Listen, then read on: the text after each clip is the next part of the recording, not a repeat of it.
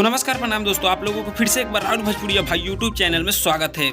दोस्तों, खेसारी लाल यादव जी का जो नया गाना आया है कमर के कमाई, इस गाने पे चोरी का आरोप लगाया जा रहा है। दोस्तों, क्या है सच्चाई, आप लोग वीडियो को लास्ट तक देखते रहिए, मैं आप लोगों को विस्तार से समझाऊंगा।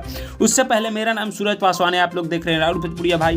दोस्तों, आप हमारे चैनल पर नए हैं तो चैनल को प्लीज़ सब्सक्राइब कर लीजिए, क्योंकि ऐसे ही अपडेट वीडियो आप सभी के लिए लाते रहते हैं। चलिए दोस्तों, बताते हैं कि आखिर क्या सच्चाई है। दोस्तों, सबसे पहले आपको बता दें कि प्रमोद प्रेमी का आज से 7 महीना पहले ये गाना रिलीज़ किया गया है, कमर के कमाई। लेकिन ये गाना दूसरा है, सिर्फ थंबनेल ही सेम है।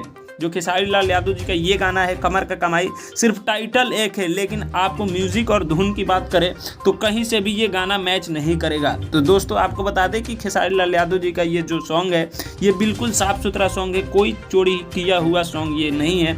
बिल्कुल ये गाना जो प्रमोद प्रेमी जी का गाना है वो अलग है, और खेसारी भैया का जो ये गाना है ये दोनों अलग है। तो कहीं से भी ये गाना मैच नहीं कर रहा है, सिर्फ टाइटल मैच कर रहा है। तो दोस्तों, आपको पता चल गया होगा कि कौन किसका गाना चोरी किया है।